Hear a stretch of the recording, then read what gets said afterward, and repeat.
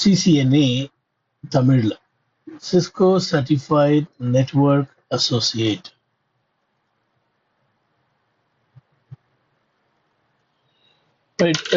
சொந்த பாஷையில தாய்மொழியில படிக்கிறது ரொம்ப இனிமையா இருக்கும், எளிதா புரியும், அதுல எந்த வித சந்தேகமும் இல்லை. ஆனா என்ன பிரச்சனைனா, நம்ம வேலை செய்யற இடத்துல எவ்வளவு நம்ம ஞானமா திறமையா பேசினாலும் நம்மள ஒரு கீழ்த்தனமா கேவலமா தான் நடத்துவாங்க தமிழ்ல பேசணும்னா.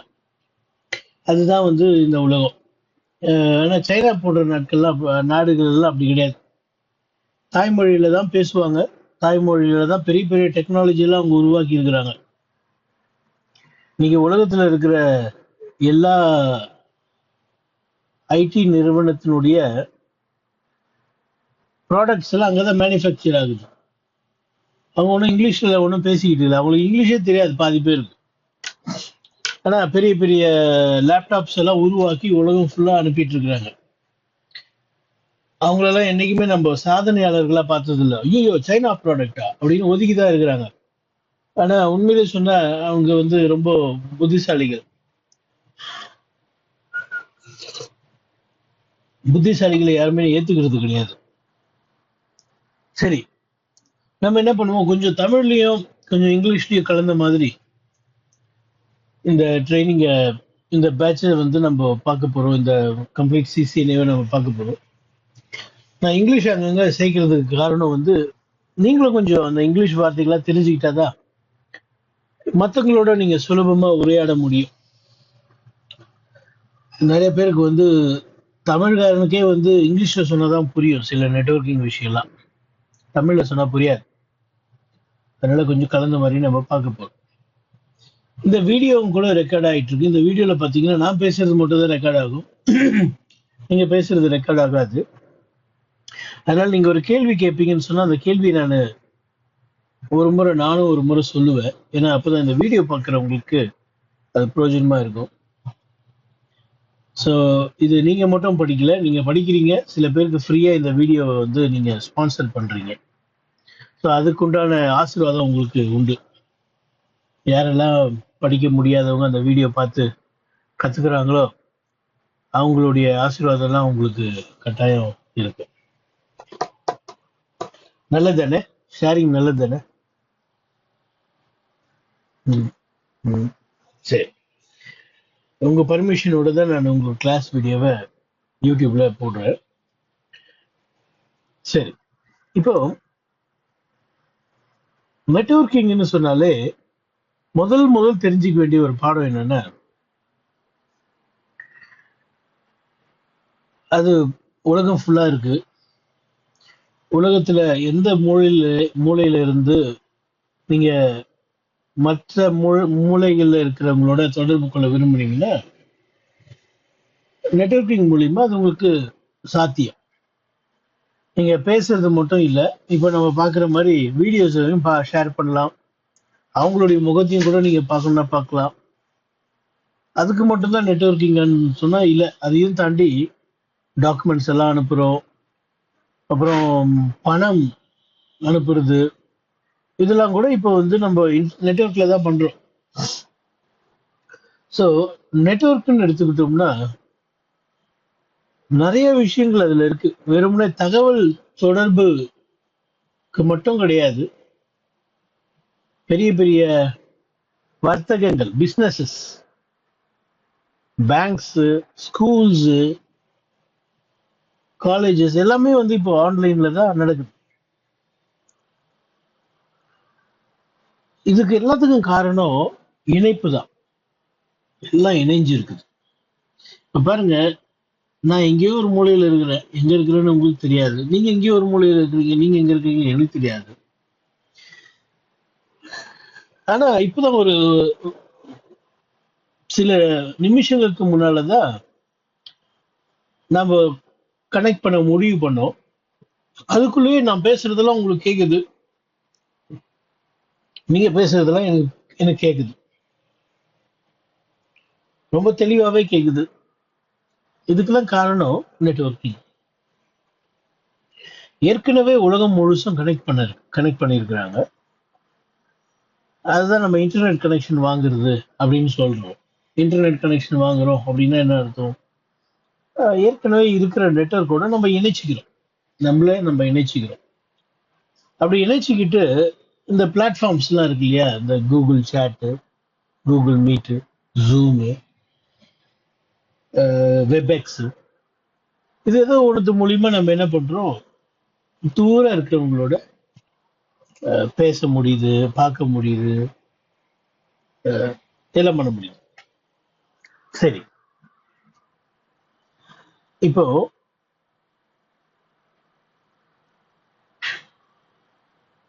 இதுக்கு முக்கியமா தெரிஞ்சுக்க வேண்டியது அட்ரஸ் தான். ஒருத்தருடைய வீட்டு அட்ரஸ் தெரியல உங்களால போக முடியுமா? இது வரைக்கும் ஒருத்தர் வீட்டுக்கு போனதே இல்லை நீங்க, அட்ரஸே கொடுக்காம வாங்க வாங்க நான் கூப்பிட்டுட்டு இருந்தேன்னா உங்களால வர முடியுமா? முடியுமா? கட்டாயம் வர முடியாது. அட்ரஸ் கொடுக்கணும். ஏங்க நான் கர்நாடகால தாங்க இருக்கிறேன், வந்துருங்க அப்படின்னா வந்துருவீங்களா? கட்டாயம் வர மாட்டீங்க, வீட்டுல இருந்து கிளம்பவே மாட்டீங்க. கர்நாடகாங்கிறது ஒரு பெரிய ஸ்டேட், அதுல எங்க எந்த மூலையில இது கஷ்டம். அதே மாதிரிதான் நெட்வொர்க்லயும் பாருங்க. நெட்வொர்க்ல எடுத்துக்கிட்டீங்கன்னா ஒரு அட்ரஸ்ல ரெண்டு பகுதி இருக்கும். உதாரணத்துக்கு 10.0.0.1 ரெண்டு பகுதி இருக்கு. ஒன்னு எந்த நெட்வொர்க்கை சேர்ந்த எந்த டிவைஸ். இப்போ எப்படி வந்து சென்னையில அண்ணா நகர் அப்படின்னு சொல்றோமோ, அப்புறமா அண்ணா நகர்ல முதல் தெரு அப்படின்னு சொல்றோமோ, அப்புறமா முதல் தெருவுல 15வது வீடு அப்படின்னு சொல்றோமோ, அந்த மாதிரி நெட்வொர்க்லயும் வந்து ஏரியாவையும், அந்த நெட்வொர்க்ல அந்த நெட்வொர்க் உள்ள இருக்கிற அந்த ஏரியால இந்த டிவைஸ் அப்படிங்கிறதையும் குறிப்பிடுவதற்கு ஐபி அட்ரஸஸ் தேவைப்படுது. ஐபிங்கிறது ஒரு புரோட்டோகால் தான், இன்டர்நெட் புரோட்டோகால். பாருங்களேன், இன்டர்நெட் புரோட்டோகால தான் ஐபின்னு சொல்றோம். இந்த இன்டர்நெட் புரோட்டோகால் பயன்படுத்துற விலாசம், அட்ரஸ், அதுக்கு தான் ஐபி அட்ரஸ் பேரு. இந்த இன்டர்நெட் புரோட்டோகாலுக்கு வேற மாதிரி அட்ரஸ் சொன்னா புரியாது. அதுக்கு எப்படி இருக்கணும்னா 32 பிட்ல இருக்கணும் அட்ரஸ்.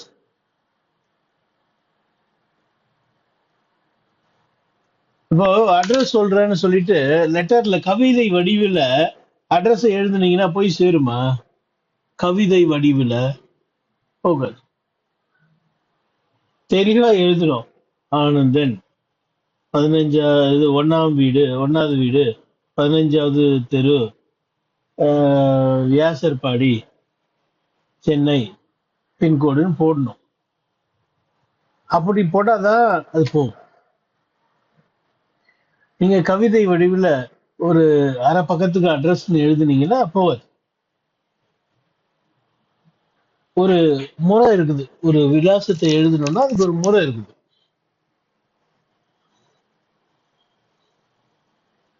அந்த முறைப்படிதான் நம்ம எழுதணும். 32 பிட்டு தான் அட்ரஸ். அந்த 32 கூட 4 பிரிக்கிறாங்க. சோ இந்த 32 பிட்டு பாத்தீங்கன்னா 8 பிரிப்பாங்க. 32 வந்துருமா? 8 4 பிரிச்சா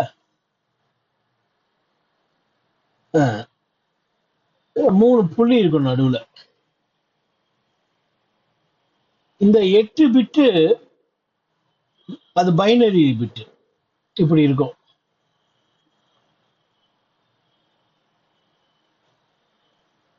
இப்படி இருக்கும். ஆனா பைனரியில இருந்தா நமக்கு புரியாது. நமக்கு புரியணுன்றதுக்காக அந்த பைனரியில இருக்கிறத டெசிமலுக்கு மாத்துவாங்க.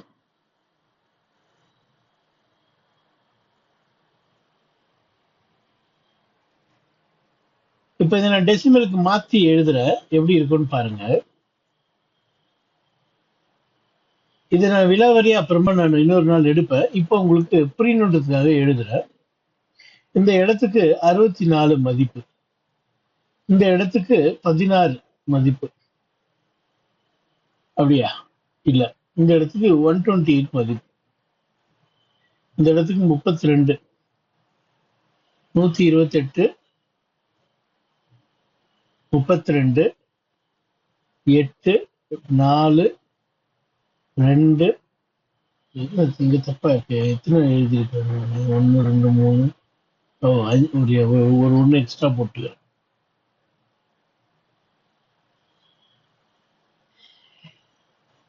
1. இப்போ இது எல்லாத்தையும் நம்ம கூட்டணும்னா 128 ஒரு 32, 160 வரும். 160 இது ஒரு 15, 175 வரும். அப்போ 175 .0.0. இது 1, இதுக்கு மதிப்பு இதுதான். இதுதான் நம்ம ஐபி அட்ரஸ் சொல்றோம். இது எப்படி கன்வெர்ட் பண்றதுன்றது தெரியலன்னா நீங்க கவலைப்படாதீங்க, அது அப்புறமா கொஞ்ச நேரத்துல பார்க்கலாம். முதல்ல நான் சொல்ல வர்றது என்னன்னா, விலாசங்கள் முக்கியம், அட்ரஸஸ் முக்கியம். அட்ரஸ் தெரிஞ்சாதான் யாரோடு நம்ம தொடர்பு கொள்ள முடியும், தொடர்பு கொள்ள வேண்டுமோ அவங்களோட தொடர்பு கொள்ள முடியும். அந்த மாதிரி ஒரு கம்ப்யூட்டருக்கும் ஒரு அட்ரஸ் இருக்கு. சரி, என் கம்ப்யூட்டருடைய அட்ரஸ் உங்களுக்கு தெரியாது, அப்ப எப்படி இந்த கிளாஸை நீங்க அட்டென்ட் பண்ணீங்க?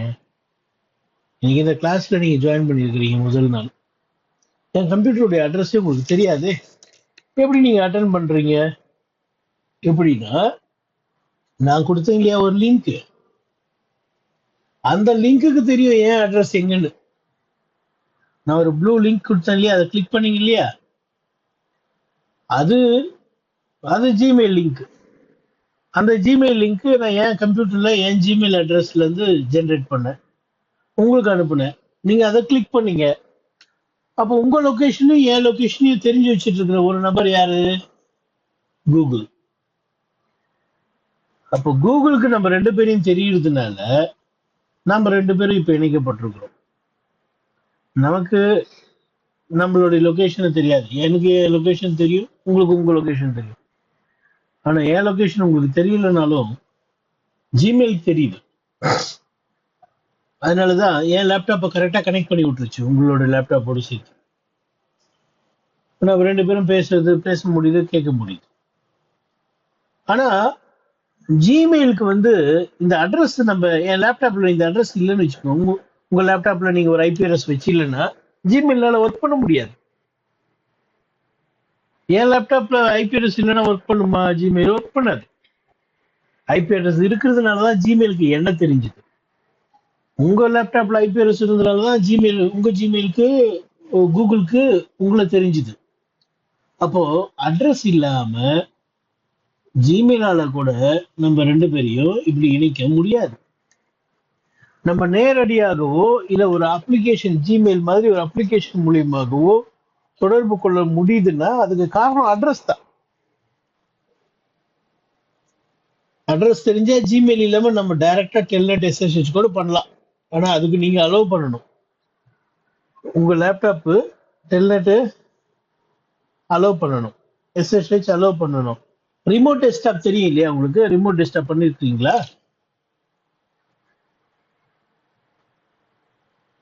ரிமோட் டெஸ்க்டாப்னா என்னன்னா, மற்றவங்களுடைய லேப்டாப்பை உங்க லேப்டாப்ல தெரிய வைக்கிறதுக்கு ஒரு ஃபீச்சர். எனிடெஸ்க் ரிமோட் டெஸ்க்டாப்னுடைய அட்வான்ஸ் தான். பாருங்க, ரிமோட் டெஸ்க்டாப் கனெக்ஷன் விண்டோஸ்லேயே வரும்.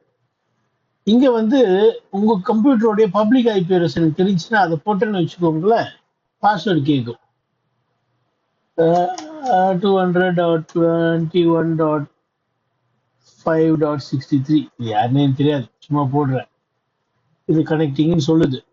அந்த மாதிரி உண்மையிலே ஒரு நபர் இருந்தா இந்த அட்ரஸ்ல அவங்க வந்து ரிமோட் டெஸ்க்டாப் எனேபிள் பண்ணி இருந்தாங்கன்னா பாஸ்வேர்ட் கேட்கும் என்கிட்ட. கரெக்டான பாஸ்வேர்ட் போட்டேன்னா அவங்க கம்ப்யூட்டர் நான் பார்க்கலாம். ஆனா அட்ரஸ் தெரியலன்னா நம்ம ஒரு அப்ளிகேஷனை சார்ந்து இருக்க வேண்டியதா இருக்கு. எப்படி இப்போ ஜிமெயில் இருக்கு, அட்ரஸ் இல்லைன்னா ஜிமெயிலால கூட முடியாது. அட்ரஸ் இருந்த அட்ரஸ் தெரியலன்னா நிஜமா உங்க கம்ப்யூட்டர் அட்ரஸ் எனக்கு தெரியாது, உங்களுக்கும் என் கம்ப்யூட்டர் அட்ரஸ் தெரியாது. ஆனா கூகுளுக்கு தெரியும். அதனால கூகுள் என்ன பண்ணுது, நமக்கு ஒரு லிங்கை கொடுக்குது, இதை கிளிக் பண்ணிக்கோங்கப்பா, கனெக்ட் பண்ணிக்கோங்க. இப்போ அமேசான்ல ஏதாவது வாங்குனீங்கன்னா அந்த கடைக்காரனை உங்களுக்கு தெரியவே தெரியாது, கடைக்காரனுக்கும் உங்களுக்கு தெரியாது. ஆனா யாருக்கு தெரியும்? அமேசானுக்கு தெரியும் இல்லையா? ஒரு ஒரு பேனா வாங்குறீங்க அமேசான்ல, பேனா கடைக்காரன் எங்க எங்க கடை வச்சிருக்கான்னு உங்களுக்கு தெரியுமா? தெரியவே தெரியாது. ஆனா வீடு வந்து சேர்ந்துருது பேனா. காரணம் அமேசானுக்கு உங்க ரெண்டு பேரையும் தெரியும், உங்களையும் தெரியும், அந்த கடைக்காரனையும் தெரியும். அட்ரஸஸ் முக்கியம். இந்த அட்ரஸஸ்ல ரெண்டு வகை இருக்குங்க. ஒன்னு வெர்ஷன் 4ன்னு சொல்லுவோம், அதுதான் இந்த 32 பிட் ஐபி வெர்ஷன் 4. இந்த ஐபி அட்ரஸ் ரெண்டு வகை இருக்கு, ரெண்டு சைஸ்ல இருக்கு. ஒன்னு வெர்ஷன் 4 அட்ரஸ் 32 பிட், இன்னொன்னு ஐபி வெர்ஷன் 6, அது 128 பிட். 108 128 binary bit. அட்ரஸஸ்ல ரெண்டு வகை, ரெண்டு சைஸ்ல இருக்குது. 128 பிட், 32 பிட். இது இல்லாம இன்னொரு ஒரு அட்ரஸ் இருக்குங்க. அந்த அட்ரஸ்க்கு பேரு MAC address.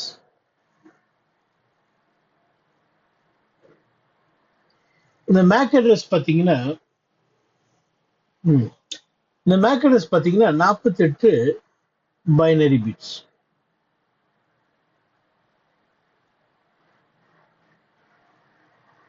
48 binary bit size MAC address. இந்த அட்ரஸ் வந்து பெர்மனன்ட் அட்ரஸ்.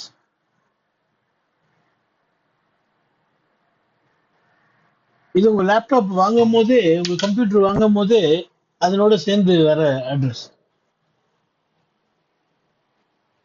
ஆனா ஐபி அட்ரஸ் அப்படி கிடையாது. ஐபி அட்ரஸ் பெர்மனன்ட் அட்ரஸ் கிடையாது, அது ஒரு லாஜிக்கல் அட்ரஸ் தான், அப்பப்போ மாறக்கூடியது தான். ஐபி அட்ரஸ் என்னன்னு சொல்லலாம், லாஜிக்கல் அட்ரஸ் சொல்லலாம். ஏன்னா அது மாறிடும். இப்போ உங்க வீட்டில் இருக்கும்போது ஒரு ஐபி அட்ரஸ் கிடைக்கும், உங்க ஆஃபீஸ் போனீங்கன்னா வேற ஐபி அட்ரஸ் கிடைக்கும். ஒருவேளை உங்க லேப்டாப்பை நீங்க ஏதாவது ஒரு ஷாப்பிங் மால்ல போயிட்டு அங்க இருக்கிற நெட்வொர்க்கோட கனெக்ட் பண்ணீங்கன்னா இன்னொரு அட்ரஸ் கிடைக்கும். வெவ்வேறு அட்ரஸ் அப்பப்போ மாறிக்கிட்டே இருக்கும். ஒரே மாதிரி அட்ரஸ் கிடைக்கிறதுக்கு கேரண்டி கிடையாது. ஆனா இந்த பிசிக்கல் அட்ரஸ் அப்படின்னு சொல்ற இந்த பெர்மனன்ட் மேக் அட்ரஸ் நிரந்தரமானது. உங்களுடைய கம்ப்யூட்டர்ல எப்பவுமே இருக்கக்கூடிய மாறாத, அது லாஜிக்கல், இது physical address. Physical address permanent address MAC address. MAC, ஆமா ஆமா, அது மாறுறதுனால அது எப்போனாலும் மாறும். அப்புறம் சைஸ், நெட்வொர்க் சைஸ் எல்லாம் கூட வந்து மாறும். அது அதை பத்தி நம்ம அப்புறமா பார்க்கலாம். /8/16/24 அட்ரஸஸ் எல்லாம் இருக்குது. ஸோ சைஸும் மாறக்கூடியது, அதனால தான் லாஜிக்கல் அட்ரஸ், நிரந்தரமானது இல்லை. மேக் அட்ரஸ் வந்து மாறவே மாறாது.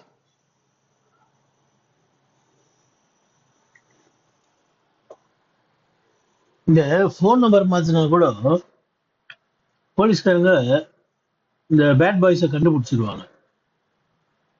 ஏன்னா அதுக்கு வேற ஏதோ ஒரு நம்பர் சொல்லுவாங்க, ஐஎம்ஓ என்ன ஒரு நம்பர் சொல்லுவாங்க.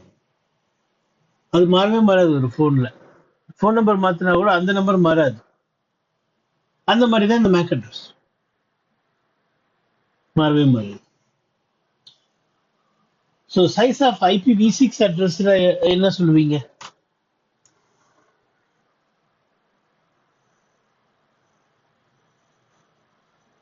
அவ்வளவுதான். சைஸ் ஆஃப் மேக் அட்ரஸ்னா என்ன சொல்லுவீங்க?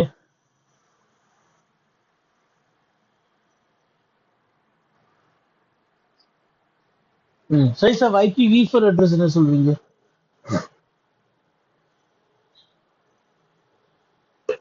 சரி, நெட்வொர்க்கிங் தான் என்னன்னு சொல்லுவீங்க?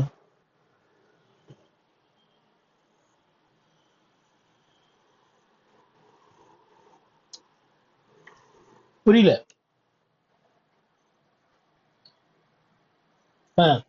கனெக்ஷன் பண்ண போதுமா? அதுதான் நெட்வொர்க்கிங்கா? கனெக்ஷன் மட்டும் கிடையாது. அந்த கனெக்ஷன் எதுக்கு உதவுது? கம்யூனிகேட் பண்றதுக்கு, ஃபைல் ஷேர் பண்றதுக்கு, பேங்க் டிரான்ஸ்ஃபர், இந்த மாதிரி நிறைய விஷயங்களுக்கு அது உதவுது நெட்வொர்க்கிங்ன்றது. ஹார்ட் டிஸ்க் ஷேர் பண்றது. ஏன் இப்பெல்லாம் வந்து கம்ப்யூட்டரே ஷேர் பண்றாங்க, கிளவுட் கம்ப்யூட்டிங்ன்றாங்க. என்ன அது? ஒரு சின்ன கம்ப்யூட்டர் வாங்கினா போதும் வீட்ல, பெரிய சர்வரை நீங்க கிளவுட்ல இருந்து யூஸ் பண்ணிக்கலாம். பெரிய சர்வர் வாங்க வேண்டாம். வாடகைக்கு ஒரு மாசத்துக்கு சர்வர் வேணும்னா, ஒரு மாசத்துக்காக நீங்க பெரிய சர்வர் வாங்க வேண்டாம். கிளவுட்ல போயிட்டு நீங்க அங்க இருக்கிற கிளவுட் சர்வர்ஸ் யூஸ் பண்ணலாம். ஸோ இந்த மாதிரி ரிசோர்ஸை கூட வந்து என்ன பண்றாங்க, ஷேர் பண்றாங்க. ரிசோர்ஸை ஷேர் பண்றாங்க ஆன்லைன் மூலியமா. இதெல்லாம் தான் நெட்வொர்க்கிங். சரி. ம்